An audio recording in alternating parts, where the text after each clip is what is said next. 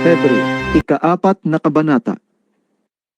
Kaya nga habang nananatili ang pangako ng Diyos na tayo'y makakapasok sa kapahingahang sinabi niya, mag-ingat kayo at baka mayroon sa inyong hindi nakatanggap ng pangakong ito. Sapagkat tulad nila'y napakinggan din natin ang magandang balita. Ngunit hindi nila pinakinabangan ang balitang kanilang narinig dahil hindi nila ito tinanggap ng may pananampalataya. Tayong mga sumasampalataya ay tumatanggap ng kapahingahang ipinangako. Ito'y ayon sa kanyang sinabi, Sa galit ko'y aking isinumpa, hindi sila makakapasok sa lupain ng kapahingahang aking ipinangako. Sinabi niya ito kahit tapos na niya ang kanyang mga gagawin mula ng likhain ng sanlibutan. Sapagkat sinasabi sa isang bahagi ng kasulatan ang ganito tungkol sa ikapitong araw. At sa ikapitong araw, nagpahinga ang Diyos sa kanyang paglikha. At muli pang sinabi, Hindi sila makakapasok sa lupain ng kapahingahang aking ipinangako. ang mga unang nakarinig ng magandang balita ay hindi nakapasok sa lupain ng kapahingahan dahil hindi sila sumampalataya. Ngunit may mga inaanyayahan pa rin pumasok sa lupaing iyon ng kapahingahan. Kaya't muling nagtakda ang Diyos ng isa pang araw na tinawag niyang ngayon. Pagkalipas ng mahabang panahon, sinabi sa pamamagitan ni David sa kasulatang nabanggit, Ngayon, kapag narinig ninyo ang tinig ng Diyos, huwag ninyong patigasin ang inyong mga puso. kung ang mga tao noon ay nabigyan ni Josue ng lubos na kapahingahan, hindi na sana ipinangako pa ng Diyos ang tungkol sa isa pang araw ng kapahingahan. Kung paanong nagpahinga ang Diyos sa ikapitong araw, mayroon ding kapahingahang nakalaan sa mga taong sumasampalataya sa Diyos. Sapagkat ang sinumang makapasok sa lupain ng kapahingahang ipinangako ng Diyos ay magpapahinga rin sa kanyang pagpapagal, tulad ng Diyos na nagpahinga sa kanyang paglikha. Kaya't sikapin nating makamtan ang kapahingahang iyon at huwag mabigong tulad ng mga hindi sumasampalataya. Ang salita ng Diyos ay buhay at mabisa, mas matalas kaysa alimang tabak na sa magkabilay may talim. Ito'y tumatagos maging sa kaibuturan ng kaluluwa at espiritu, ng mga kasukasuan at buto, at nakakaalam ng mga iniisip at binabalak ng puso. Walang nilalang na makakapagtago sa Diyos.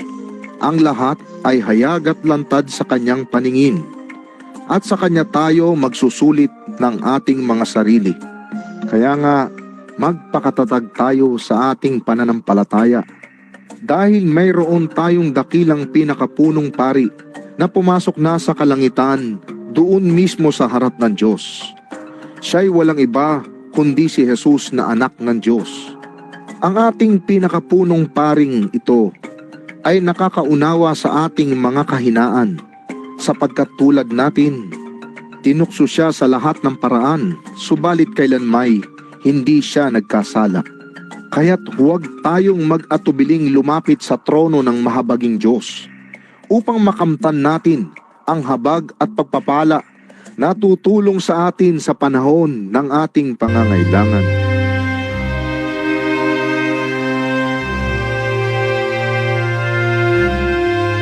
Ikalawang Timoteo, ikalawang kabanata. Kaya nga, anak ko, magpakatatag ka sa tulong ng kagandahang loob ni Kristo Jesus.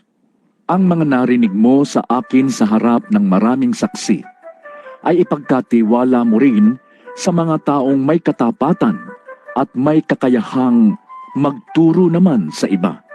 Makibahagi ka sa hirap tulad ng isang mabuting kawal ni Kristo Jesus. Ang isang kawal ay hindi nagiging abala sa mga bagay na walang kaugnayan sa pagiging kawal. Sa halip, sinisikap niyang mabigyan ng kasiyahan ang kanyang pinuno. Hindi maaaring gantimpalaan ang isang manlalaro kung hindi siya naglalaro ayon sa mga alituntunin. Ang magsasakang nagtatrabahong mabuti ang siyang dapat unang makinabang sa bunga ng kanyang pinaghirapan.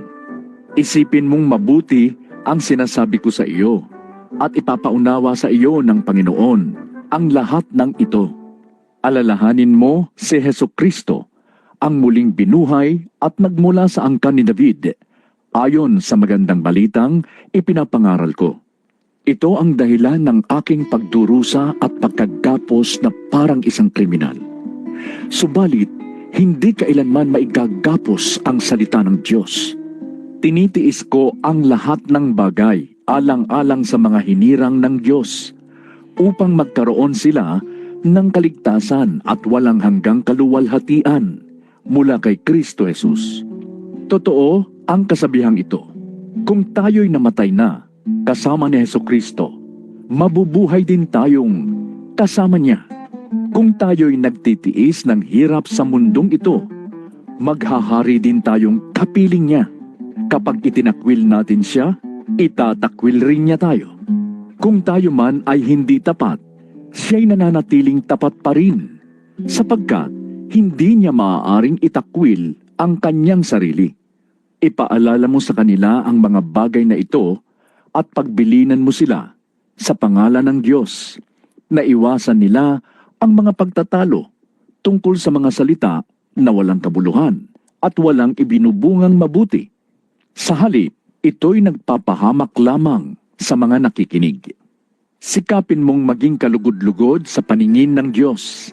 Isang manggagawang walang dapat ikahiya at tama ang paggamit sa salita ng katotohanan. Iwasan mo ang mga usapang walang paggalang sa Diyos, sapagkat ang mga iyan ang lalong naglalayo ng mga tao sa Diyos. Ang mga salita nila ay parang gangrena na kumakalat sa katawan. Kabilang sa mga nagturo ng ganito ay sina Himeneo at Fileto. Lumihis sila sa katotohanan at ginugulo nila ang pananampalataya ng iba sa pamamagitan ng pagtuturo na ang muling pagkabuhay ay naganap na. Ngunit matibay ang pundasyong itinatag ng Diyos at dooy nakatatak. Kilala ng Panginoon kung sino-sino ang tunay na Kanya, at ang bawat nagsasabing siya'y sa Panginoon ay dapat lumayo sa kasamaan. Sa isang malaking bahay ay may iba't ibang uri ng kasangkapan. May yari sa ginto o pilak, at mayroon namang yari sa kahoy o putik. May ginagamit para sa mga tanging okasyon, at mayroon namang pang-araw-araw. Ang sinumang lumalayo sa kasamaan ay katulad ng sisidlang natatangi, malinis at karapat-dapat gamitin ng may-ari para sa lahat ng mabubuting gawain. Kaya nga, iwasan mo ang masasamang hilig ng kabataan. Sa halip ay pagsikapan mong maging matuwid, tapat, mapagmahal at mapayapa, kasama ng mga taong may pusong malinis na tumatawag sa Panginoon. Iwasan mo ang mga hangal at walang kabuluhang pakikipagtalo, sapagkat alam mo namang nauuwi lamang iyan sa mga pag-aaway. Ang lingkod ng Panginoon ay hindi dapat makipag-away. Sa halip ay dapat siyang maging mabait sa lahat, mahusay magturo at matiyaga. Mahinahon niyang itinutuwid ang mga sumasalungat sa Kanya. Baka sakaling sila'y bigyan ng Diyos ng pagkakataong magsisit tumalikod sa kanilang mga kasalanan at malaman nila ang katotohanan. Sa gayon, maliliwanagan ang kanilang isip at makakawala sila sa bitag ng Diablo na bumihag sa kanila upang kanilang sundin ang kagustuhan niya.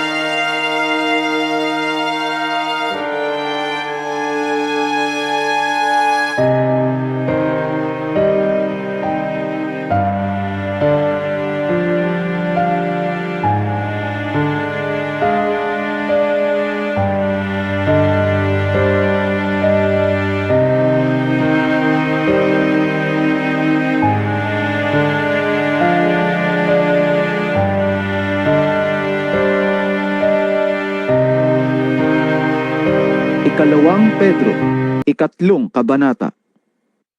Mga minamahal, ito ang ikalawang sulat ko sa inyo. Sa dalawang sulat na ito ay sinikap kong gisingin ang malinis ninyong isipan sa pamamagitan ng pagpapaalala ng ilang mga bagay. Alalahanin ninyo ang mga sinabi noon ng mga banal na propeta at ang utos na ibinigay sa inyo ng Panginoon at tagapagligtas sa pamamagitan ng mga apostol na isinugo sa inyo.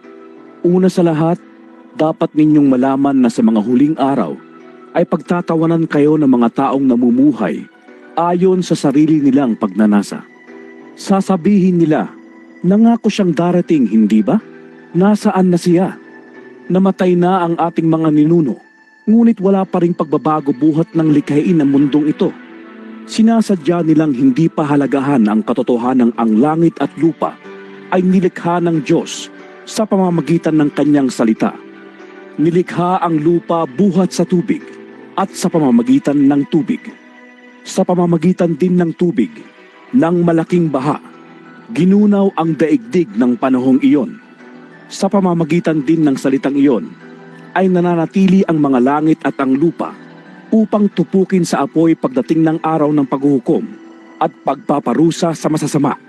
Mga minamahal, huwag ninyong kalilimutan na sa Panginoon, ang isang araw ay tulad ng 1,000 taon at ang 1,000 taon ay tulad ng isang araw lamang.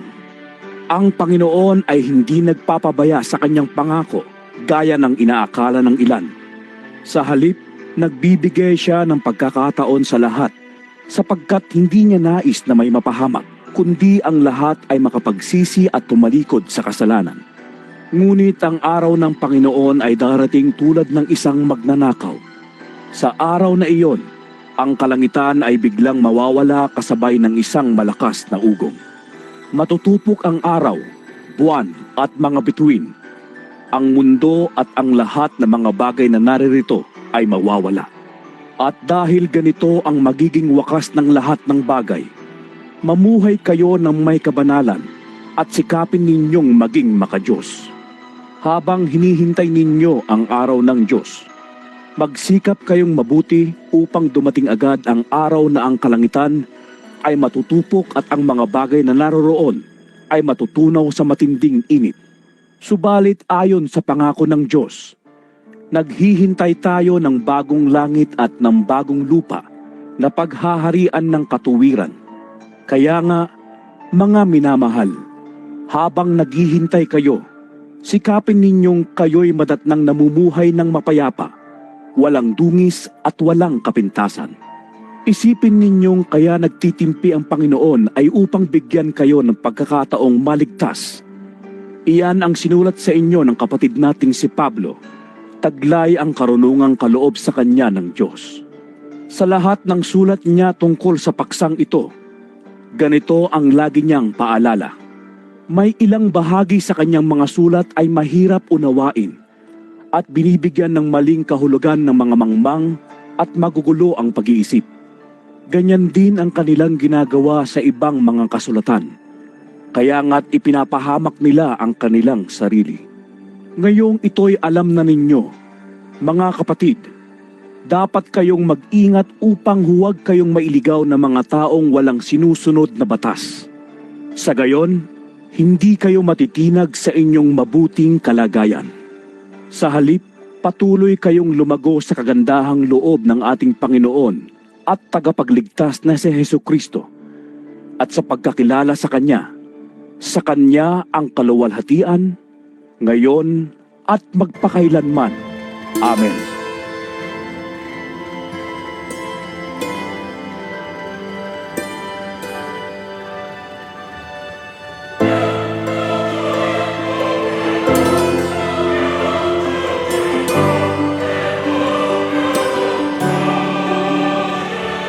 Ikalawang Korinto, 9 na kabanata.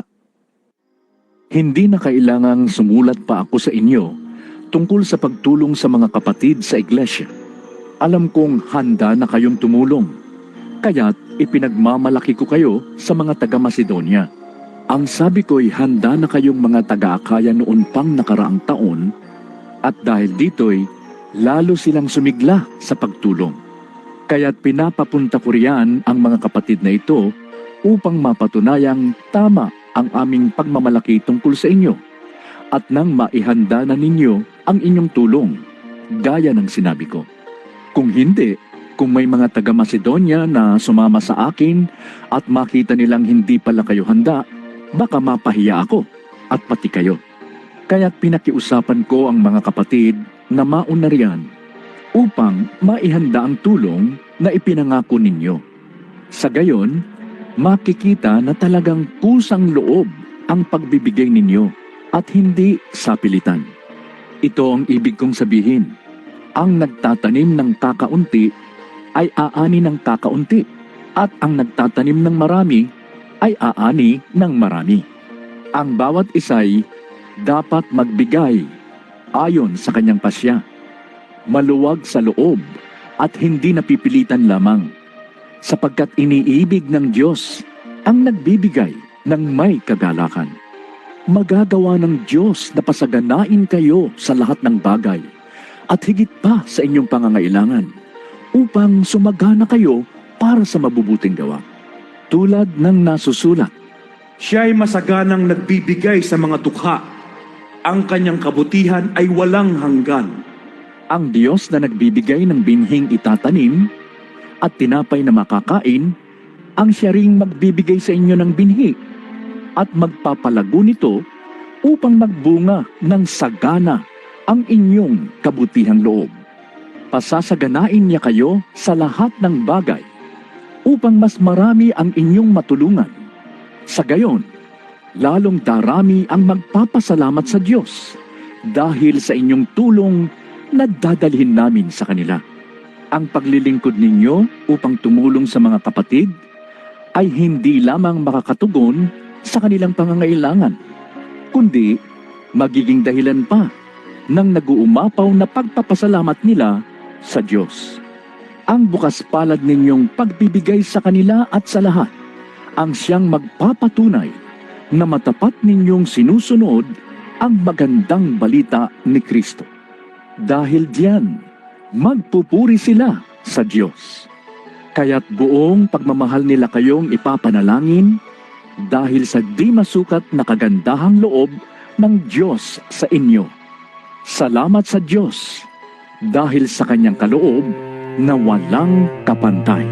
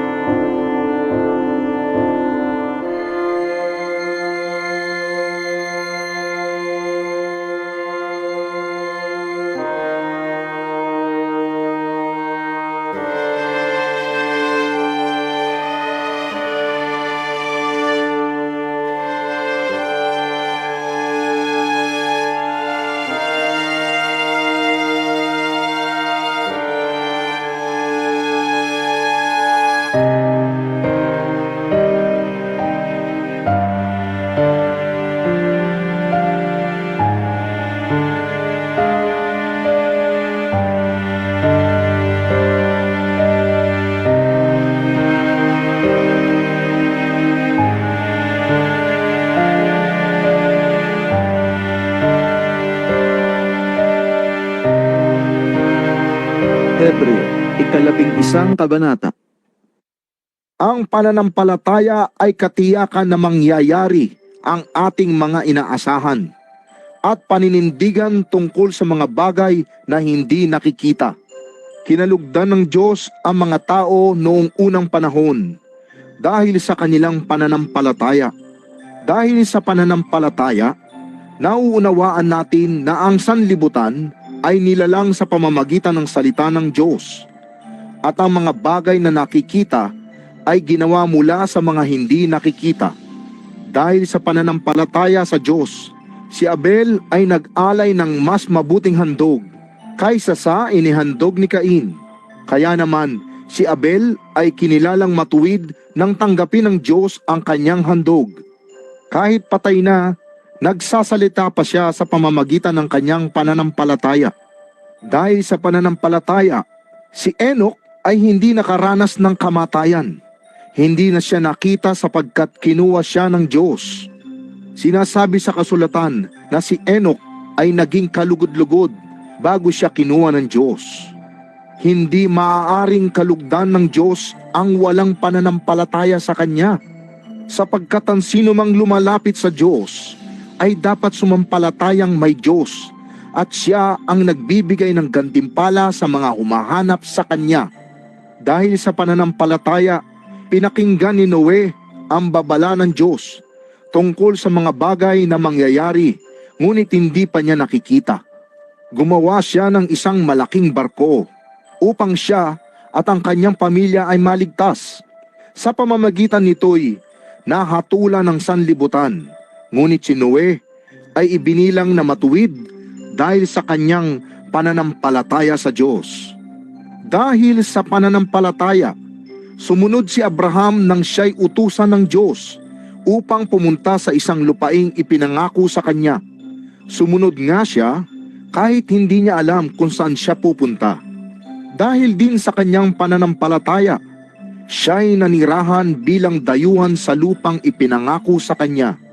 Mga tolda ang naging tirahan niya. Gayon din sina Isaac at Jacob na tumanggap ng ganoon ding pangako.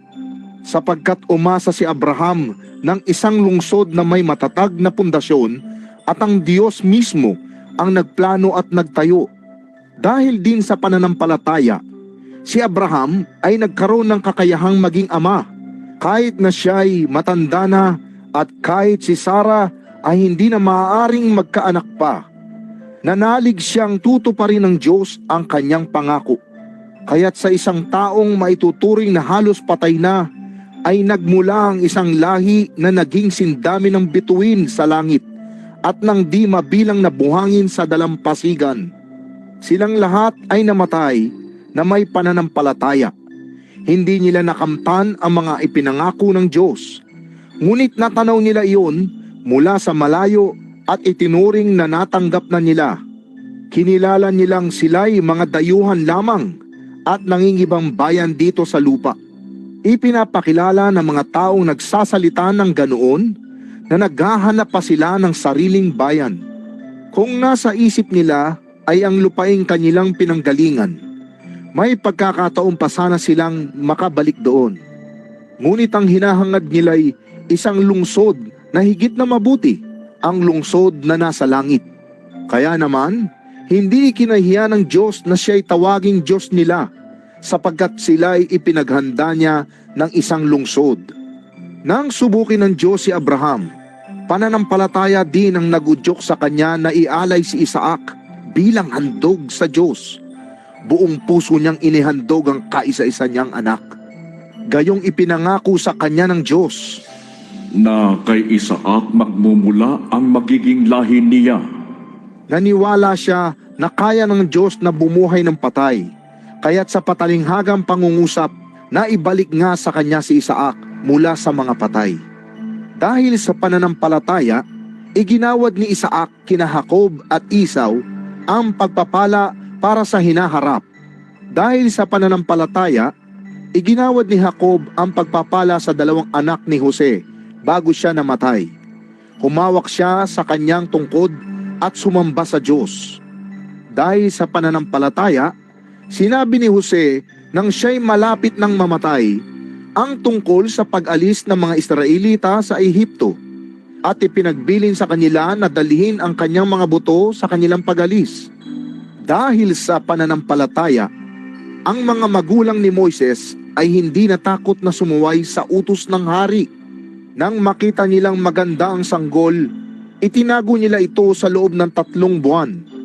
Dahil sa pananampalataya, tumanggi si Moises nang siya'y mayroon ng sapat na gulang na tawagin siyang anak ng prinsesang anak ng hari. Inibig pa niyang makihati sa kaapihang dinaranas ng bayan ng Diyos kaysa magtamasa ng mga panandaliang aliw na dulot ng kasalanan. Itinuring niyang higit na mahalaga ang pagtitiis sa hirap dahil sa Mesiyas kaysa ang mga kayamanan ng Ehipto, sapagkat nakatuon ang kanyang paningin sa mga gantimpala sa hinaharap.